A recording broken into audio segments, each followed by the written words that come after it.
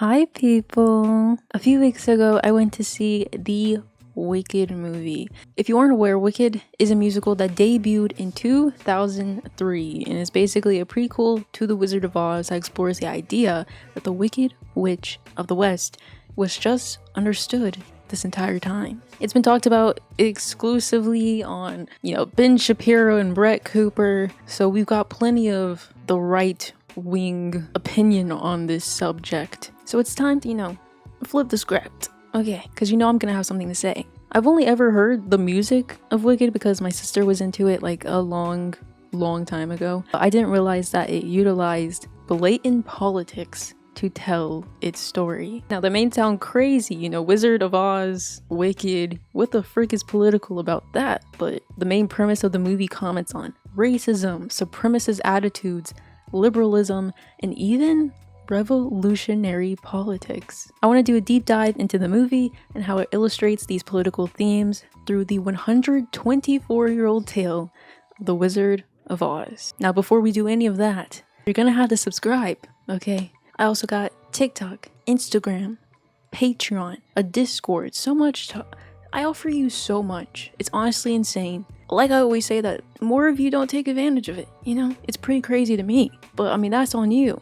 That's really on you. If you want to support me on Patreon, I basically show you my entire process of how I make these videos, outline, script drafts, video drafts, so much that I offer. The $5 tier, $10 tier, if you want to look at that content, or you could just support for $1, either there or here on YouTube where you get cute emotes. I'm also in the process of changing the membership badges because they're not my fave. I was trying to go for like a Bratz theme. And it's still gonna be girly pop, okay? Still gonna be girly pop nation, just a little bit of an upgrade, But I'm working on that right now. I'm hoping that my outfit is giving Wicked Witch. I got the green eyeshadow. I feel like the braids are really giving Wicked Witch. It's green, it's cute, It's really giving Elphaba. It's a vibe, as the kids say. Now, as for Elphaba, speaking of Elphaba, the moment she was born, her dad had a visceral reaction to her skin color. He equated this baby to a monster from the moment she was born and demanded she be taken away from him and his wife. There's also a whole thing about her mom cheating on her husband, which I'm sure will be revealed in the second movie. I assume that's the reason why she's green, but I don't really know why. I don't know. We'll see. But so she grew up being denied love from her father and everyone around her. And we see those emotions manifest in her powers. Similarly to her emotions, she has no control over her powers, and they are only seen when she feels overwhelmingly angry. And I feel like that goes along with this resentment and anger and distrust that comes from bigotry. As Elphaba's growing up, the kids are making fun of her. Her dad doesn't love her because she's green, all for the simple fact that she's different. And that bigotry, like I said, it can boil up inside you. You don't know why you're different, why you are being punished for being different. And so obviously this brings us to our first wave of blatant politics. Obviously Elphaba is an allegory for racial in-group, out-group dynamics. Dare I say she is a black coded character? I think that's pretty obvious. If you watch the movie, it's pretty obvious. But like I said, I had no idea that Wicked was packing these themes into this musical. I think that it's just I just wasn't expecting it. But with that anger and resentment that comes from bigotry, it kind of reminds me of resentment within the black community, from oppression, from bigotry. The black population, if you aren't aware, if you've been living under a rock, has lived under subjugation for 400 years. Now, I've already discussed plenty of the systematic dynamics that contribute to this resentment on this channel, from the continuation of slavery through the prison system, masculinization of black women and the fear that comes with that perception, obviously police brutality and a broken justice system, intersectionality with class and all the issues that come with that. There's just honestly too many issues to name. Resentment from marginalized groups is often viewed as irrational or frustrating to the in-group's side. People don't understand the psychological trauma that comes with oppression and marginalization. It's isolating. It makes it difficult to love yourself, or maybe even to love the people around you, because best believe white supremacy is well and alive within Black people. Anger is the typical byproduct of being marginalized, but this does not mean that all marginalized people are inherently angry. What it means is that it is completely justified and a reasonable response to be angry when you're constantly triggered, feel disrespected, or have your boundaries crossed. Rachel Diane Epopa wrote. Obviously, the in-group doesn't have the capacity whatsoever to empathize with that position of the frustration and anger that comes along with bigotry of oppression. They have no frame of reference for it because they're the in-group, obviously. And obviously the in-group within America would be white people. I remember experiencing a really good example of this when I was in high school. So I used to be friends with this dude. Obviously, I won't name him. I remember when we were sitting at like lunch, because we could have lunch in like the classrooms. I think it was like freshman year, and for some reason we like landed on this conversation about public schools and black people. I don't know if it's talking about like fights in public schools or something, but I remember him saying, "Why are they like that?" And I was like, let me clutch my pearls. What did you just say? Why are they like that? Girl, who is they? Who is they? It's just like the comfortability, the audacity, pretty crazy. I was taken aback. It's on another one of those times where, kind of like I've mentioned before in my videos, that when I was in like the 7th grade, or whenever Donald Trump got elected and everyone was like, let's just stop talking about it. Or also whenever Kaepernick was taking a knee and the white people in my school got frustrated over that. It's like another one of those moments where I was like, I wish I had the apt words to put your butt in place, but I didn't. And also I have social anxiety, and so I probably would have never, even if I did. But Elphaba's childhood perfectly kind of exemplifies that dynamic. Nobody around her can understand how isolated she is. Nobody can empathize with her. And that only further adds to her anger and unfiltered emotions. Obviously, in places like America, you have most likely at least one other person in your vicinity who looks like you. I went to a primarily white school, but there were still very few black people within my grade. I feel like there was like probably not even 10, if I had to guess. But obviously the dominating perspective within society is always going to be from the in-group's perspective. And obviously what we are taught in school is a lot of American state propaganda. And so that's obviously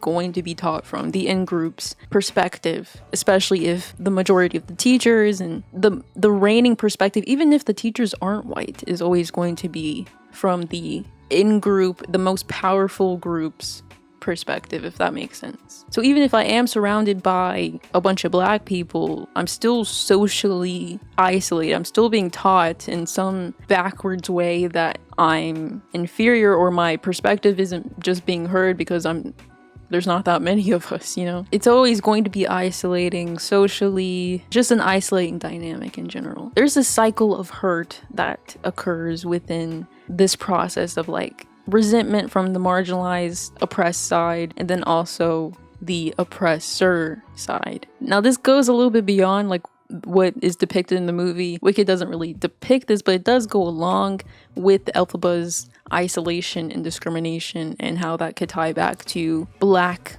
isolation. The perceived elite class is constantly threatened and fears the oppressed taking revenge. So in order to guard themselves from this inevitable revenge, they continue to oppress, which breeds more resentment and fear from the marginalized. It's like this endless cycle. In the aftermath, for example, of slavery, during the Reconstruction period, white people made terrorist groups like the KKK that were aligned with the NRA, or the National Rifle Association, and white politicians in the South made it extremely hard to vote. They continued to isolate because they feared that black people would end up doing what they did to them, that they would end up seeking out this sort of revenge that never happened and was never going to happen. But because of that fear and the actions that they put in place to help give them some sort of comfort, it ends up isolating, of course, black people more and making them resent their place in society. Like I said, it's just like this cycle that occurs. One of the things that was particularly alarming under President Barack Obama was the sense in right-wing populism that now the underclass was the elite. That's how Obama was perceived. In the book, I quote a former policeman who says, "The people I was looking for are now running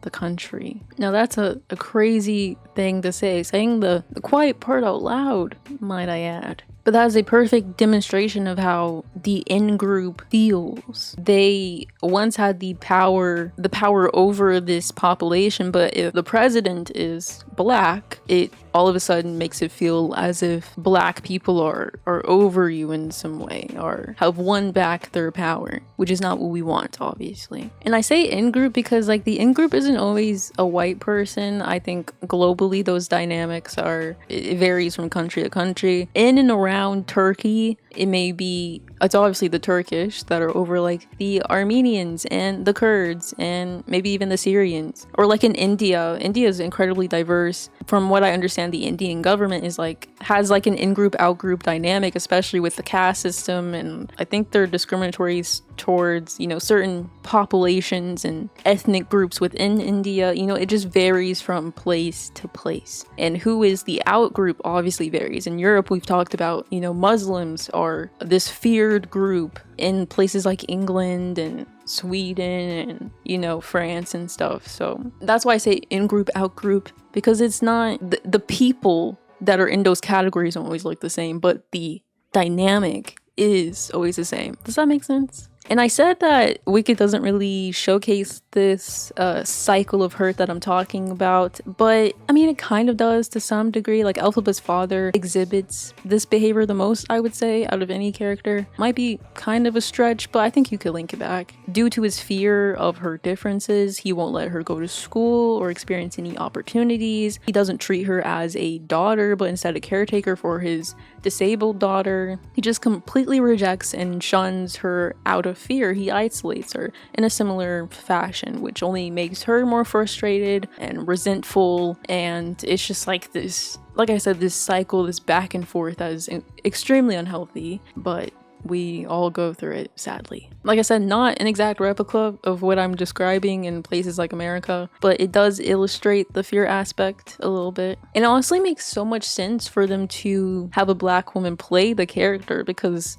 I feel like the writer kind of wrote her to be black or marginalized in some way. Like, she's such a, like I said, a black coded character. So it makes sense to have someone like Cynthia Erivo play her. I think it's quite fitting. There's not many people who accept Elphaba except for the bear nurse and the headmistress, Madame Warble, who we'll talk about later because she's a lie, she's trifling. But for the, good majority of the movie, we are under the perception that Madame Warble accepts her and can look past her differences. And also Elphaba is this oppressed dynamic, this bigotry that she endures, also helps her to empathize with her professor, the goat professor, I forget his name, and the other animals because of her perspective. If you don't know, in the Wicked movie or the musical, the animals can talk, but the government is trying to outlaw them from talking and basically revert them to more so domestic animals, which I guess in the Wizard of Oz universe is like a little weird, a little concerning that they want to, take her goat professor and put him out of work and, take away his voice. I don't think this will make sense unless you watch the movie, okay? So if you don't understand what I'm saying, then just watch the movie, okay? But she's the only one that stands up for their rights. Once the goat professor is taken out, her new professor brings in this tiger to show, isn't it amazing? We can domesticate these animals, we can tame them. But she, uses her magic to put everyone to sleep and frees this baby tiger. This radical empathy, if you will, that she feels is kind of a silly way to describe it. But it reminds me a lot of John Africa from the Black liberation group MOVE, or just any Black revolutionary with a broader understanding of intersectionality. John Africa cared about environmentalism and animal rights. He afforded the same empathy to all sorts of plights, because in some cases they might directly affect marginalized people, in other cases it was just the right thing to do. We as Americans have such an apathetic mode of existence, and I even feel that a lot of Black people have begun to fall into that trap as well. We view our plights as our own individual problem instead of understanding how, social issues are often connected to one another. Like, for example, the Black struggle in America is so connected to the Palestinian struggle. Like it's wild. The IDF trains, you know, a lot of the police forces here, like the Atlanta PD, who beat up black people, over arrest them, throw them in jail more at a disproportionate rate, and then obviously the IDF killing and murdering Palestinians. So our plights are so connected, even though we are thousands of miles away. And that's just one aspect. I think just the oppression dynamic of what Palestinians are going through. You can connect to, you know, slavery and the civil rights movement. There's just so much that is almost exact within our two struggles. Like I said, even though we are so far away, it's pretty crazy. But the majority of people in America do not see it that way. And they view, even black people view or don't care about the Palestinian plight. They're like, what the frick does that have to do with me? That it's just the Middle East. They just fight over there, okay? That's just what they do. And it's like, no, that's not what they do. And why don't you see how it is so closely connected to what you went through and what your ancestors went through? It will never, okay? It will always boggle my mind. I will never understand how people can just not give a frick, because it is the exact same evil that is oppressing us. It's imperialism through and through. And this is what revolutionaries like Nelson Mandela and Huey P. Newton, who literally went to, like, I'm pretty sure Gaza and took a picture with Palestinians, understood. That's what we should all understand, but we don't. There's so much that I see within myself, within Elphaba, because I too believe that, like, my identity growing up black, I honestly think it was probably one of the best things for me to get to this political understanding that I've gotten to, because I do think it gave me at least a head start in understanding and being able to empathize with others and get to a more left-leaning political view. I don't know, maybe I was just built like this, I don't really know, because there are plenty of black people, like I said, white supremacy runs deep. There are plenty of black people who were just like, nah, I don't really care. But I do think it helps, and I think that is definitely why Elphaba has more empathy, because she's the only one in this universe who can understand what it's like to be oppressed, if you will. Now, our second main character, Galinda, is almost the exact opposite of Elphaba. She's not a racist or anything, but while Elphaba genuinely cares about these causes she advocates for, Galinda brings this performative liberalism. She acts as this foil to Elphaba, which I think is quite nice, you know? Obviously, visually, they're complete opposites. Galinda is like bright and pink, and Elphaba is dark and moody. So in that sense, they're obviously set up to be foils. But even in the way they view the world, they are definitely foils. Galinda starts off as this character who only puts the mask of acceptance on to appear likable. She says everything perfectly. She addresses the most polarizing topics in the best manner. She moves and acts perfectly. You know, everything about her is calculated and a performance, really, a persona. And so I couldn't help when I was watching, especially after, you know, the racism, when I got introduced to Galinda, I was like, I just couldn't help but think of like liberal identity politics. This act of performing as if you care about the marginalized plight, but you're just doing it for brownie points. Especially in a post-Trump universe, there has been this battle between the right and left over identity politics. They both weaponize this dynamic, but they do it in completely different ways. The right often weaponizes it to create wedge issues. It could be a transgender bathroom bill, or a trans kids and sports bill, or a bill limiting medical treatment for trans people. You know, let's just be honest, okay? 9 times out of 10, it is probably going to include a trans person or an immigrant, okay? That's their two favorite things right now. Right-wing populism also in the past, I don't think as much right now, but I'm sure they'll get back to it. Definitely had this frustration with BLM and black rights that we talked about in Elphaba's section. Liberals also weaponize identity politics too, but it's in this like Galinda corporate disingenuous style. Now, first, before I talk about how liberals utilize identity politics, I think it's important to describe what a liberal is, because I think a lot of people have the wrong idea about what a liberal is. I as well, about 2 years ago, also thought that liberal was as far as you could go on the political spectrum to the left, which I think is how a lot of people view it. But thanks to a certain black activist and growing up in a white school, honestly, I already felt that there was a difference between being a liberal and being on the left, if that makes sense. So I'm gonna call on my good friend Dr. King Dr. Martin Luther the King to describe the difference between a leftist, which is him, and a liberal, or what he calls at the time a white moderate. First, I must confess that over the past few years, I've been gravely disappointed with the white moderate. I have almost reached the regrettable conclusion that the Negro's great stumbling block in his stride toward freedom is not the white citizens counselor or the Ku Klux Klaner, but the white moderate, who is more devoted to order than to justice, who prefers a negative peace, which is the absence of tension, to a positive peace, which is the presence of justice, who constantly says, I agree with you in the goal you seek, but I cannot agree with your methods of direct action, who paternalistically believes he can set the timetable for another man's freedom, who lives by a mythical concept of time, and who constantly advises the Negro to wait for a more convenient season. Shallow understanding from people of goodwill is more frustrating than absolute misunderstanding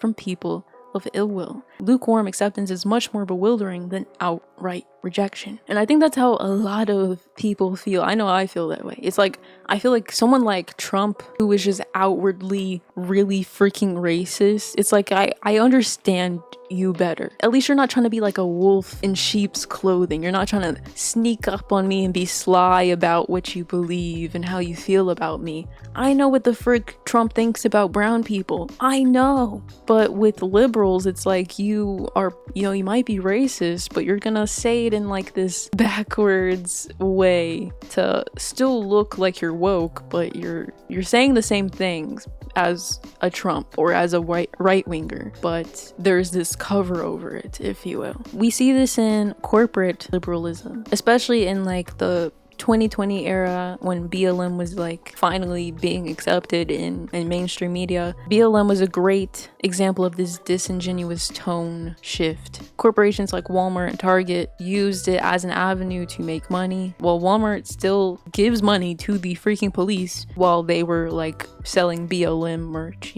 Or even news organizations and politicians in the wake of BLM that were on like CNN, or even Democratic presidents were calling protesters thugs and ridiculing the very movement of Black Lives Matter, even if they were themselves black. Obama.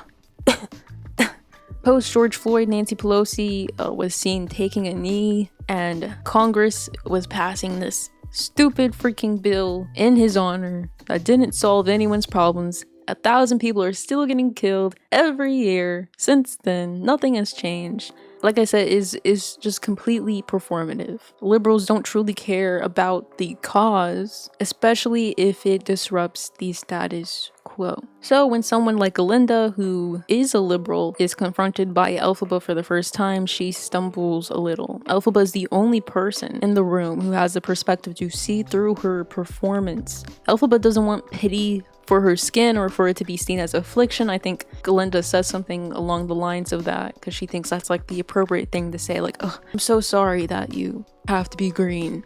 That must be so sad and hard. It's like Elphaba doesn't want that. She doesn't want for her existence to be viewed as an affliction, because it's not. All she wants is acceptance. Now, the dance scene is the turning point, though. It's this moment where Galinda finally is able to feel empathy for Elphaba, or understand where she's coming from a little bit more. She gives Galinda this ugly hat from her grandma and tells her to come to the dance so that everyone can basically make fun of her. And then when Elphaba does finally arrive, everyone's looking her up and down, and then she decides to do this weird dance. It causes Galinda to, like I said, finally feel bad and re-examine how she treats Elphaba. She chooses in that moment to put aside this persona that she's crafted to embrace Elphaba's oddness. She's finally in that moment able to understand what she needs, which is, like I said, acceptance. But Galinda, at the end of the first movie at least, still maintains some portion of that liberalism. She never quite is able to fully shake it, which honestly makes sense, You're not just gonna immediately shake that off, right? When the wizard later in the movie is like hunting them down, she pleads with Elphaba to just listen to the wizard. She still doesn't want to rock the boat. She still cares about the set order, and I assume in order to become the good witch, which she eventually does, she reverts in some way back to some semblance of that liberalism and fake persona of maintaining the order. Now, if you know the original story of The Wizard of Oz, the wizard is hailed as this powerful, important, but mysterious figure. Elphaba gets the chance to visit him after the headmistress, Madame Morrible, helps train her powers. And as she and Glinda, after the dance, are now besties, she takes her along for the ride to meet the wizard. He explains his plans for Oz, which is to essentially create this surveillance state with witches ruling in each corner of the country. Elphaba was trained by Madame Morrible. She came to meet the wizard also to show him her powers, and so she does that. There's this like ancient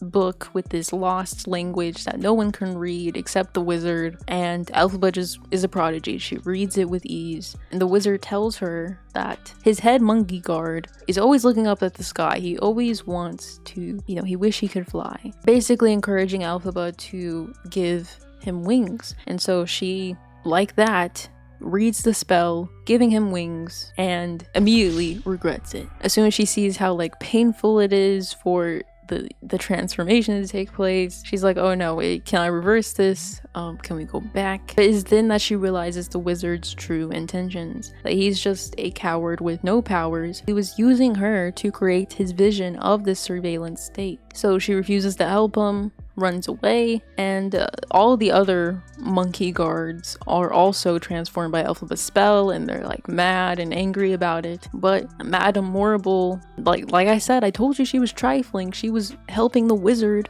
She was also using my girl Elphaba. She turns the monkeys on Elphaba, telling them to go chase her down. So this is when we get like defying gravity and this parting in what Elphaba and Glinda are willing to compromise, and this growing self-assurance in Elphaba's self to stand up for what she believes in. She's the only one in this country who has the backbone to go against the wizard or the government. She's fine with being the villain as long as she knows she's sticking to her morals, sticking to what is right. It was at this point where the politics to me felt like they were reaching beyond just like racism and liberalism and could be alluding to revolutionary politics. Like it was giving me chills. It was giving me like 1984. So that right there is the entire premise of Wicked, this hypothetical reality where the person you thought was the big bad was actually just misunderstood the entire time. And I never really considered, I think there's a lot of movies and games and stuff that have that type of narrative, but I never thought there could be such strong political implications from such a concept. We often through history have villainized similar people who challenge the status quo, who are just right but too early.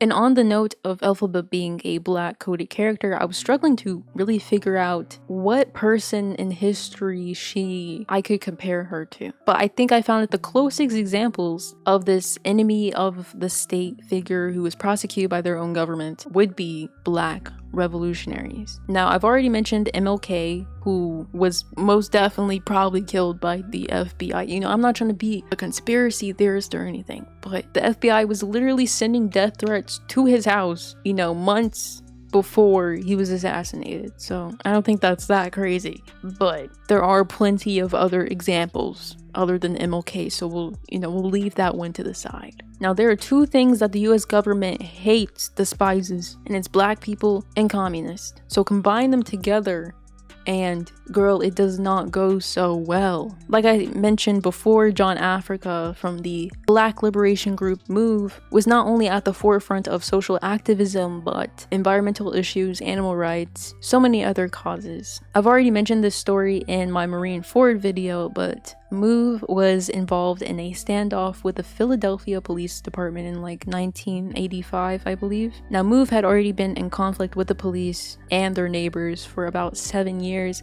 They had actually lived in another neighborhood prior, but moved to Osage Avenue after a previous conflict. According to Mike Africa, who was a child part of the group at the time, MOVE was falsely accused of killing a police officer, and the other MOVE members were protesting for their release, and their protest was answered with a bomb being flew in a helicopter over the house and dropped on the house and detonating. The bombing was approved by the mayor, and the neighborhood was soon evacuated and had its electricity and water cut off. MOVE held out in the house despite warnings though, until C4 was dropped from a helicopter, killing 12 people and destroying an entire neighborhood. Drop a bomb on a residential area.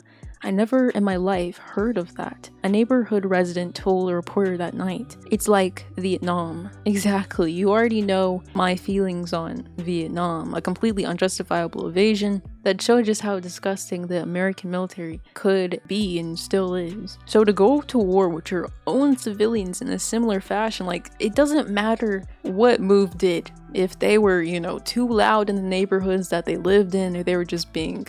It don't matter to me personally. Nothing about dropping C4 on a house with 12 people in it, with children in it. Nothing about that was proportionate. Maybe I'm crazy, but I don't think that was a proportionate response to anything that occurred. But there's even more examples, okay? It doesn't just stop with move. Another direct example of an individual being targeted by the FBI, let's move from the police to the actual intelligence program of America, comes from within the Black Panther Party. The BPP was a self-armed black organization started in 1966 by college students Huey P. Newton and Bobby Seale. Its leading ideology was based on Marxism, Leninism, and Maoism. So you already know, like I said, two things that the American government hates the most. In 1968, Fred Hampton left the more orderly NAACP for the Black Panther Party